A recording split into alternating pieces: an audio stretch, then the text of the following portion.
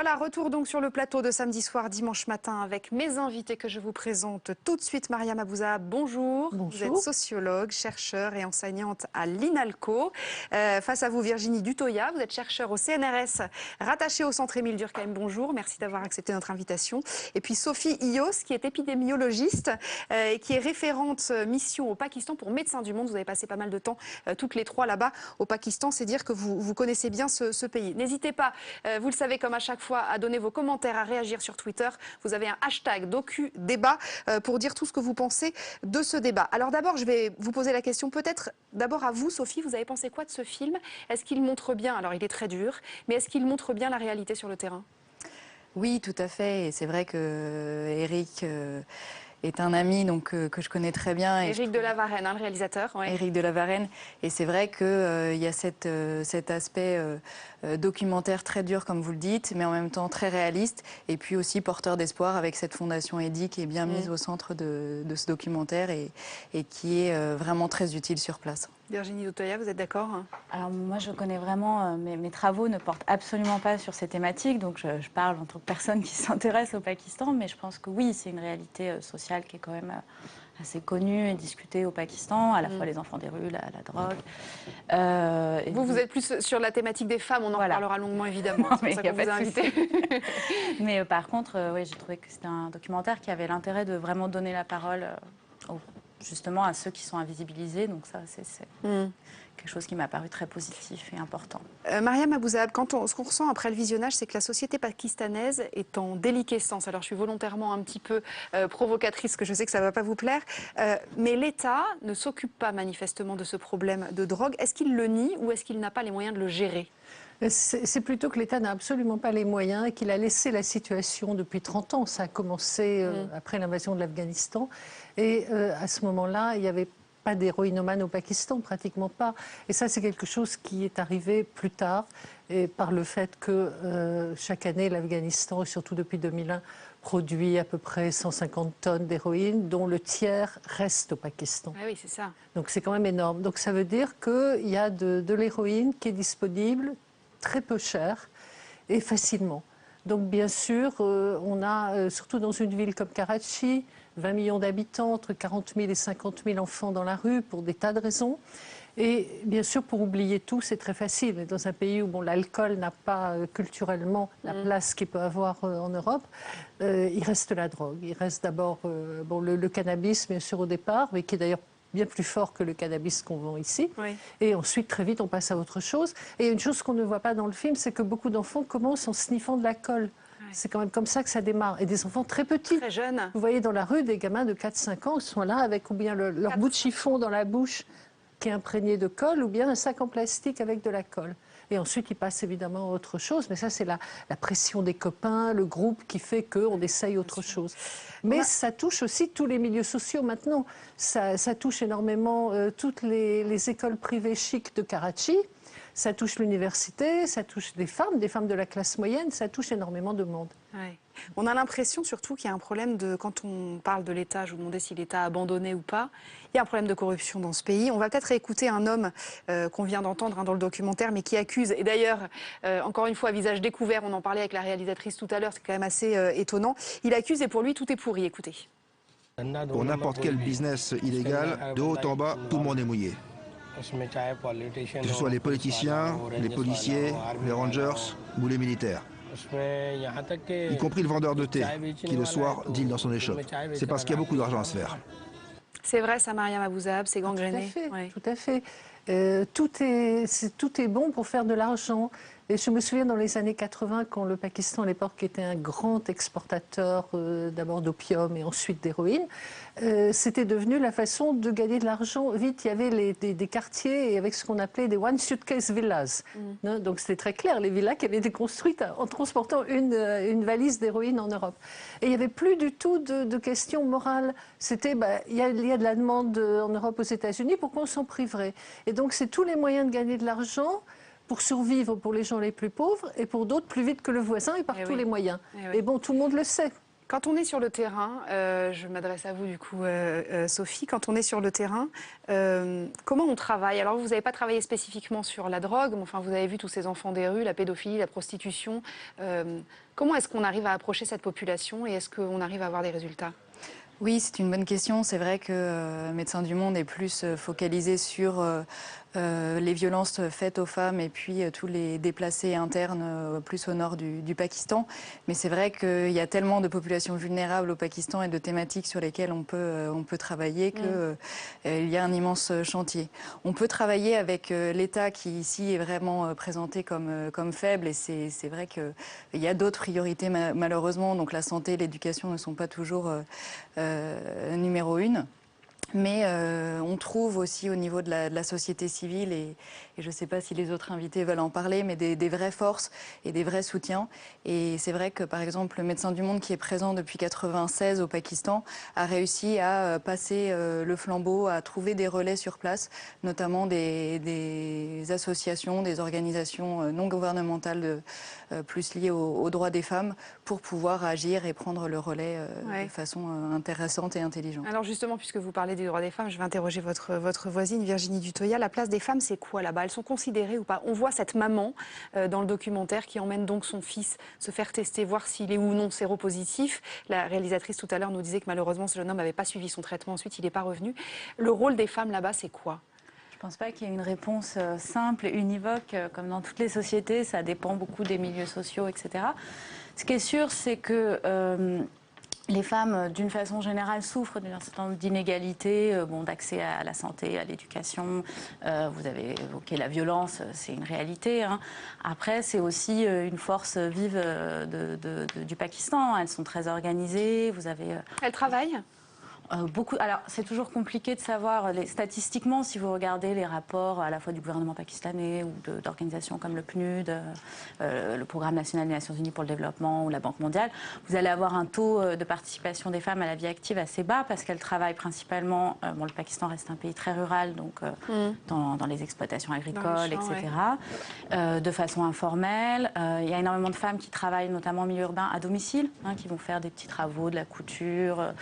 Coller des morceaux de jouets, etc. Le Pakistan a quand même vécu de plein fouet une libéralisation de l'économie qui est devenue une espèce de...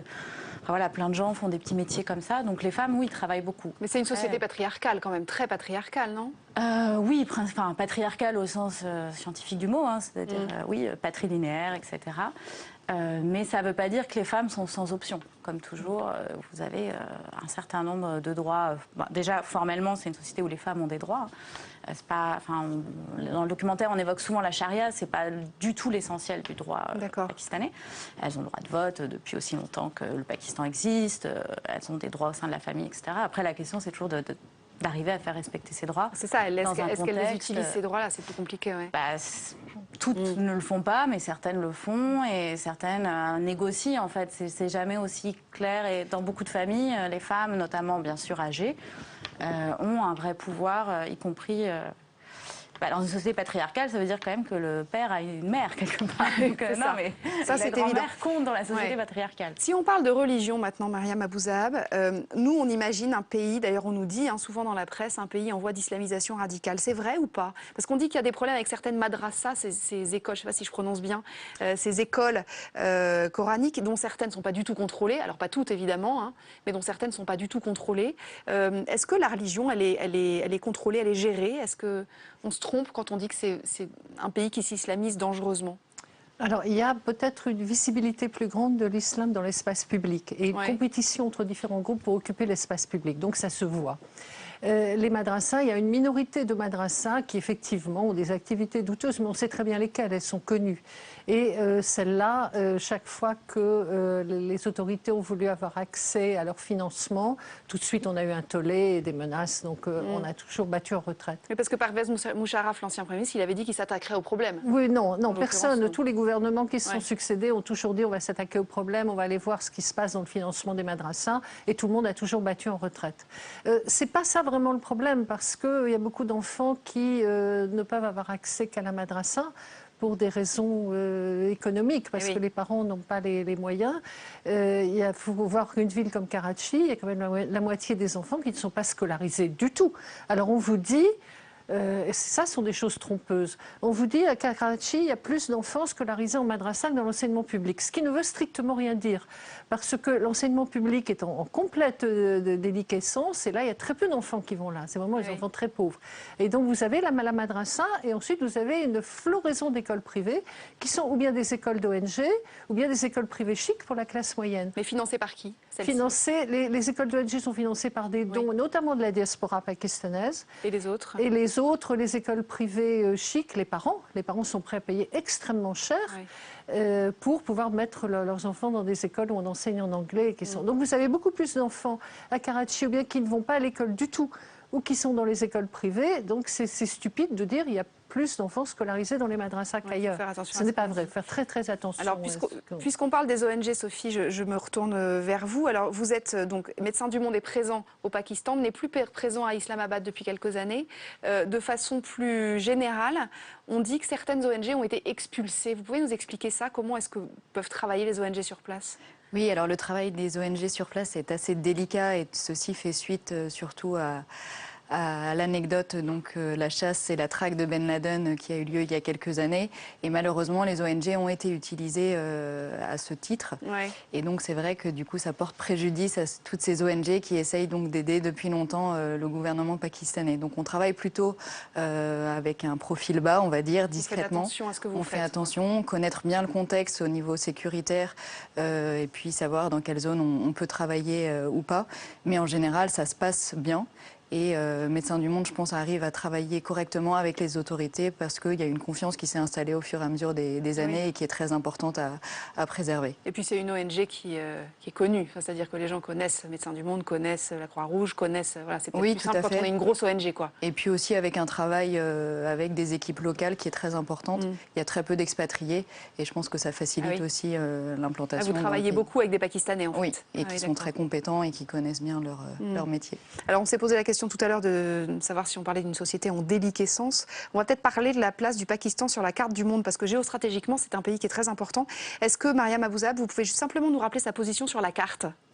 Oui, alors non, parce que c'est vrai, on sait à peu près où c'est le Pakistan, mais pour les gens qui ne connaissent pas trop, c'est important. Le Pakistan est un pays qui se sent un petit peu en état de siège. Il est entre l'Inde, qui est une Inde qui reste hostile, et l'Afghanistan, et avec des frontières qui ne sont pas stables, qui ne sont pas reconnues. La frontière entre le Pakistan et l'Afghanistan n'a jamais été reconnue par aucun gouvernement afghan. Et puis il y a la question du Cachemire avec l'Inde qui n'est pas réglée non plus. Bon, et ensuite, au sud-ouest, il y a l'Iran. Alors les relations avec l'Iran, elles sont plus ou moins bonnes. Ça dépend des moments, mais il n'y a jamais de rupture quand on réussit à maintenir à peu près... Donc c'est extrêmement difficile et c'est un pays qui c'est l'état de siège permanent, persuadé que les Indiens veulent la destruction du Pakistan, qu'ils sont pris en tenaille entre un Afghanistan pro-Inde et l'Inde. Enfin, il y a sans arrêt ça qui est présent. Et donc, toute la politique régionale du Pakistan, en fait, dépend de ce anti-Inde, ce sentiment anti-Inde qui est de la paranoïa, mais qui est extrêmement présente encore au sein de l'armée pakistanaise. Bon, c'est ce qui permet aussi à l'armée de justifier ses budgets conséquents. Alors, on va parler, parce que nous, c'est vrai que, vu d'Occident, quand on parle du Pakistan et de l'Afghanistan, on pense terrorisme. Alors, on va réécouter un extrait du film et se poser la question s'il n'y a pas des liens quand même avec le trafic de drogue et le terrorisme. Écoutez. Les moyens que nous avons sont très insuffisants. Donc nous avons fixé des priorités. Et les priorités sont les problèmes qui affectent le plus la société, donc la criminalité et le terrorisme. La drogue, c'est important, mais cela passe en second plan. Les toxicomanes, c'est leur responsabilité s'ils se droguent. Ici, le terrorisme fait énormément de dégâts, paralyse la société et toute l'économie du pays.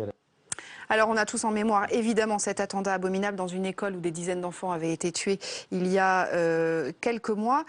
On dit que le pays est une des premières victimes du terrorisme, mais qu'il est aussi, peut-être de notre prisme à nous, l'un des premiers fournisseurs de fous de Dieu qui sont prêts à se faire sauter la cervelle. Drogue et terrorisme, Mariam Abouzab, c'est un business qui nourrit l'autre. Pourquoi il dit que ce n'est pas la priorité? On pourrait imaginer que l'un n'existerait pas sans l'autre, non?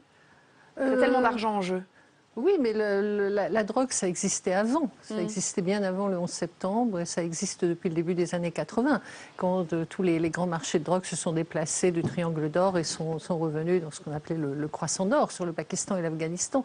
Donc c'est quelque chose de très ancien. À l'époque, on ne parlait pas de terrorisme.